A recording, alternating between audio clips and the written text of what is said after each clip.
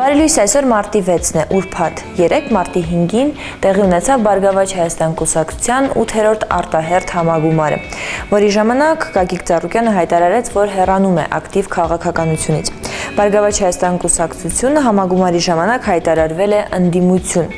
Նախագահ է ընտրվել Նաիրա Զոհրաբյանը։ Միևնույն ժամանակ կուսակցությունից հեռանալու դիմումներ են ներկայացրել Վարդան Օսկանյանը եւ Սամվել Բալասանյանը։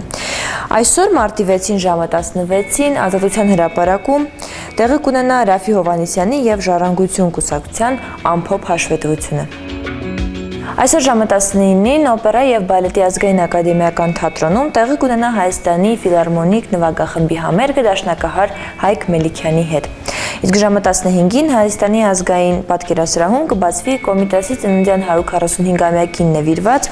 հայ ժամանակակից արվեստագետների ստեղծագործությունների ցուցահանդեսը, որը կշարունակվի մինչև մարտի 15-ը։ Ցուցահանդեսի ավարտից հետո ներկայացված ստեղծագործությունները կնվիրաբերվեն նորաբաց Կոմիտաս թանգարան ինստիտուտին։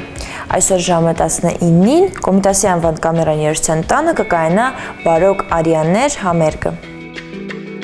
Օսկարակիր Birdman ֆիլմը հիմնականում նկարահանված է երկար կադրով։ Սա մի հնարք է, որն օգտագործվում է բազմաթիվ ականավոր ֆիլմերում։ Թումոն հրավիրում է կինոսրահ այսօր մարտի 6-ին դիտելու Ալֆրեդ Հիչքոքի Պարան ֆիլմը, որտեղ հնարքն օգտագործվում է կասկածի էֆեկտն ընդգծելու համար։ Սրան մարտի 13-ին կհաջորդի Գոդարի Weekend ֆիլմը։